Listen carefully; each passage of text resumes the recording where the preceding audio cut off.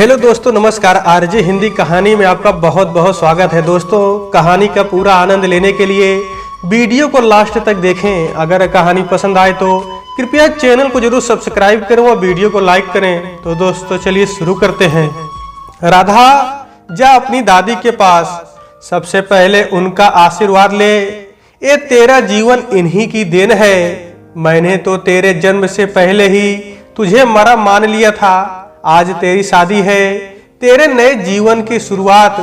कहते कहते अजय भावुक हो गया। अब बस भी कर, कब तक इन बातों को सोचकर अपना दिल जलाता रहेगा। छोड़ दे उन पुरानी बातों को। शादी का दिन है, सैकड़ों काम पड़े हैं और तू है कि सबका दिल जलाने में पड़ा है। नहीं माँ, कह लेने दे मुझे। बरसों पहले जो जख्म मैंने तुम सबको दिए थे, आज भी नासूर बनकर मेरे सीने में दफन है। नहीं सहा जाता अब ये दर्द। जब तक राधा को बता नहीं देता, मेरा मन शांत नहीं होगा।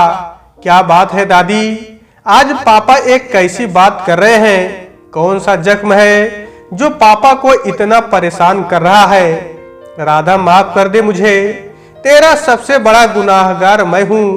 मैं ही वो अधम पापी हूँ जो तुझे इस दुनिया में लाना ही नहीं चाहता था। स्वार्थ की पट्टी मेरी आंखों पर बंधी थी। सिर्फ अपना ही हित दिखाई देता। मेरी संकुचित सोच ने मुझे अंधविश्वास के दायरे से कभी बाहर निकलने ही नहीं दिया। बहुत दुख दिए हैं मैंने तुझे, तेरी माँ को और सबसे ज्यादा अपनी माँ को। कहते हुए अजय की आंखों में आंसू आ गए। पापा प्लीज, आप रो मत। आज आप एक कैसी बात कर रहे हो? कोई तो बताओ मुझे। अजय की बातों से राधा व्याकुल हो गई। सब्र का बांध अब टूट गया था। परेशान मत हो, तू बैठ मेरे पास, मैं बताती हूँ तुझे। माया देवी ने हाथ पकड़कर राधा को अपने पास बैठाया। कहाँ से शुरू करूं? माया देवी सोचने लगी। ऐसा लग रहा था जैसे कल ही की तो बात हो। सब कुछ आंखों के सामने घूमने लगा। मामा, कहाँ हो तुम? देखो राधिका को क्या हो रहा है। क्या हुआ? सुबह से ही पूरा घर आसमान पर उठा रखा है। शांति से भगवान का नाम भी नहीं लेने देता। झुंझलाती हुई माया देवी पूजा घर से बाहर निकली।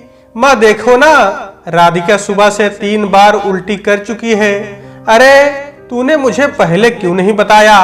क्या हुआ बहू? कुछ नहीं माँ, ये तो यूं ही परेशान हो जाते हैं। मुझे लगता है कि शायद मैं माँ बनने वाली हूँ। सच में भगवान का लाख लाख शुक्र है, उसने हमारी पुकार सुन ली। पर अगले ही पल चिंता की लकीर माया देवी के चेहरे पर साफ दिखाई देने लगी। माँ अब क्या होगा? क्या इस बार भी? कहते हुए राधिका की आंखों में आंसू आ गए। तू जी हल्का ना कर, मैं देखती हूँ कि मैं क्या कर सकती हूँ। इस बार मैं तेरे साथ ये अन्याय नहीं होने दूंगी। कहते हुए माया देवी कमरे से बाहर निकल आई। क्या हुआ माँ, राधिका ठीक है ना? क्यों तुझे नहीं पता? अब तो ये तीसरी बार है। माया देवी के मन की कड़वाहट शब्दों के रूप में बाहर निकली, पर अजय ने उनकी बात पर ध्यान नहीं दिया। माँ, तुम जल्दी से डॉक्टर गीता का अपॉइंटमेंट ले लो। हम आज ही राधिका को दिखा देते हैं। मैं भी रमेश को फोन कर देता हूँ, वो ऑफिस में बता देगा कि आज मैं नहीं आऊंगा। याद है ना पिछली बार डॉक्टर गीता ने क्या कहा था? हम कोई रिस्क नहीं ले सकते। शायद इस बार भगवान हमारी इच्छा पूरी कर दे। मैं पिताजी से बात करके आता हूँ। अजय की बात सुनकर माया देवी वहीं सोफे पर बैठ गई। डॉक्टर गीता का एक एक शब्द उनके कानों में हथौड़े की तरह बज रहे थे। माँ जी, मैं आपको अंधेरे में नहीं रखना चाहती। बहुत खून बह जाने की वजह से आपकी बहू का शरीर बहुत कमजोर हो गया है। एक ही साल में 2 बार गर्भपात, बच्चेदानी भी कमजोर हो गई है। अगली बार गर्भधारण में कम से कम 2 से 3 साल का अंतर होना चाहिए। जब भी आपकी बहू गर्भधारण करे, आप तुरंत उसे मेरे पास लाना। कुछ मेडिकल जांच है जो होने बहुत जरूरी है, क्योंकि इस बार हमें बहुत देखभाल की जरूरत पड़ेगी। बच्चे और माँ दोनों को ही जान का खतरा हो सकता है। माया, माया तुम यहाँ बैठी हो, मैं तुम्हें कहाँ कहाँ नहीं ढूंढाया, इतनी चुप क्यों बैठी हो? 2 कमरों का छोटा सा घर है, कहाँ जाऊंगी? यही तो हूँ। माया देवी के जवाब में तलखी का पुर था। वो अजय कह रहा था कि बहू, हाँ सही कह रहा है। फिर तुम क्या सोच रही हो? बहू को डॉक्टर को दिखाने जाओ, जल्दी क्या है, चली जाऊंगी, अभी तो शुरुआत है। माया देवी ने टालने की कोशिश की। पूरी बात तो सुनो, मैं क्या कह रहा हूँ। मोहन जी ने फिर से अपनी बात कहनी चाहिए। जानती हूँ कि आप क्या कहने वाले हो। अब मैं एक काम नहीं कर पाऊंगी, ये सब पाप है। इतने दिनों बाद भगवान की कृपा से खुशियां एक बार फिर से हमारे घर तक आई है। मैं उन्हें दरवाजे से वापस जाने नहीं दूंगी। भाग्यवान, तुम तो जानती हो ये सब मैं अपने लिए नहीं कर रहा। अजय हमारा इकलौता लड़का है। पंडित जी ने साफ साफ शब्दों में कहा था कि यदि पहली संतान लड़की होती है तो वह बदकिस्मती का पिटारा अपने साथ लाएगी, दरिद्रता का वास हो जाएगा और अजय पर मृत्यु संकट भी तो बताया है। अब तुम ही बताओ, मैं कहाँ गलत हूँ? क्या हमें अपने बेटे के बारे में भी नहीं सोचना चाहिए? मैं कब मना करती हूँ, पर आपको नहीं लगता कि इन खुशियों को पाने के लिए हम क्या खो रहे हैं? रही बात पंडित जी की, कौन सा उनकी सारी बात सच हुई है? आप मीरा दीदी के बारे में भूल गए? उन्हें भी तो पुत्र संयोग बताया था और हर बार लड़की का ही जन्म हुआ। चौथी डिलीवरी में हम उन्हें बचा भी नहीं पाए थे। और प्रमोद भाई साहब, वो भी तो सारा काम पंडित जी से पूछ कर करते थे। सारा बिजनेस ही ठप हो गया। रीना भाभी कहाँ तो रानियों की तरह रहती थी और आज अपना इलाज कराने के लिए भी पैसे नहीं है उनके पास। मैं नहीं जानता। मोहन जी गुस्से में बोले, हमें तो पंडित जी ने जो भी बताया सब सही निकला। बस रहने दो आप। 1-2 बातें क्या सही निकल गई, आप तो उन्हें भगवान समझने लगे। मैं बहस नहीं करना चाहती। आप एक बार अजय और राधिका से पूछ लीजिए। ऐसा कहकर माया देवी ने हथियार डाल दिए। अजय तुम बताओ, मैं क्या कुछ गलत कह रहा हूँ? मोहन जी ने अपने एक एक शब्द पर जोर देते हुए कहा, माँ, पिताजी सही कह रहे हैं। अगर पंडित जी की भविष्यवाणी सही सिद्ध हुई तो नहीं चाहिए हमें बच्चा। अजय ने भी अपने पिता का साथ दिया। ये तुम क्या कह रहे हो अजय? मैंने तो सोचा था वक्त के साथ साथ तुम्हारी सोच में भी बदलाव आ गया होगा, पर तुम तो आज भी वही खड़े हो जहां 5 साल पहले खड़े थे। बेटियां देवी स्वरूप होती हैं, हम उनकी पूजा करते हैं। जो स्वयं जननी है वो कैसे विनाशक बन सकती है? उस नन्हे से फूल को क्या पता कि कल क्या होने वाला है। इस संसार में जो भी जन्म लेता है वो अपनी किस्मत खुद लिखवा कर लाता है और बाकी का लेखा जोखा उसके कर्म तय करते हैं। जब जन्म मृत्यु ईश्वर के हाथों में है तो हम कौन होते हैं उनके फैसले को गलत ठहराने वाले? राधिका माँ है उस बच्चे की, ये उसका भी अधिकार है कि वो क्या चाहती है। उसकी सूनी आंखें क्या कहती हैं, मैंने देखा है। जब कोई उसे बांझ कहता है, हिम्मत ही नहीं पड़ती कि उसकी आंखों के आंसू पोंछ सकूं। बीते सालों में हमने जो गलत किया उसमें मैं भी तुम्हारे साथ थी, पर अब नहीं। कब तक हम अंधविश्वास की रस्सियों से उसकी ममता का गला घोटते रहेंगे?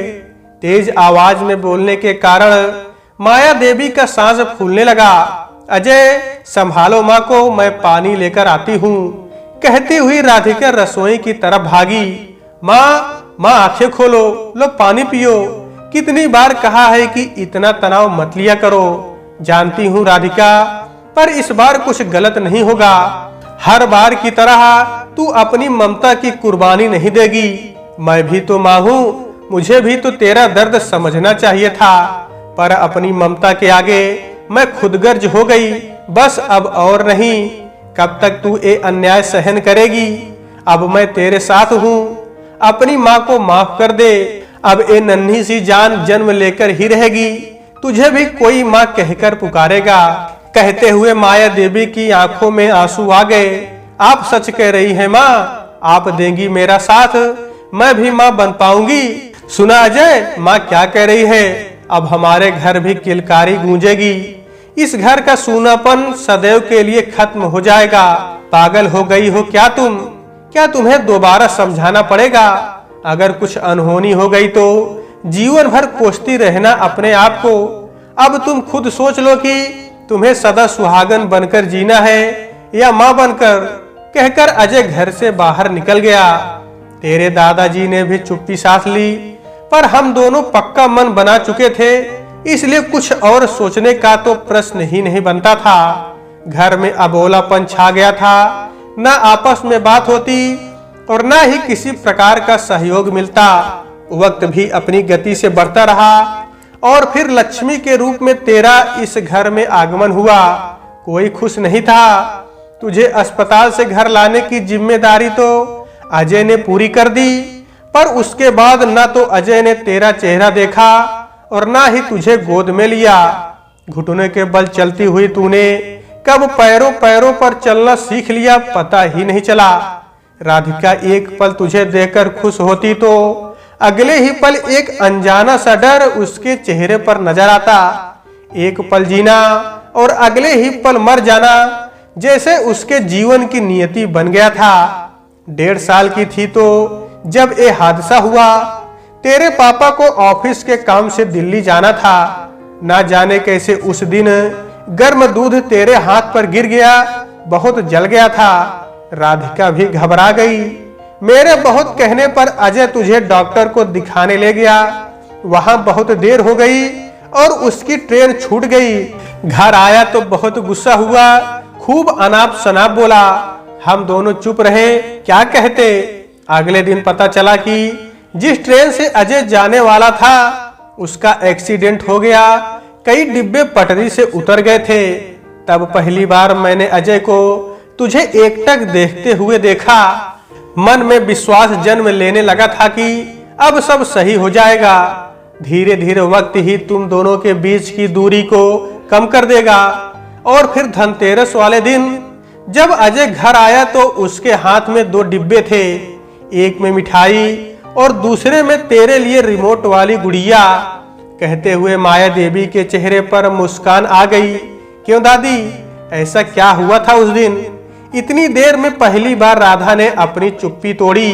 अरे कुछ नहीं, जैकपॉट लगा था उस दिन तेरे पापा का। प्रमोशन के साथ साथ गाड़ी भी मिली थी। उस दिन के बाद तो कभी लगा ही नहीं कि तुम दोनों के बीच कभी इतनी दूरी थी। दीपावली की जगमग रोशनी ने मेरे घर के काले अंधेरों को दूर कर दिया। घर में खुशियां ही खुशियां थी। आज ना जाने इसे क्या हुआ है। खुशी खुशी घर से विदा करने की जगह तुझे रुला रहा है। अब तू ही इसे समझा। हम तो कब का उन्हें भुला चुके।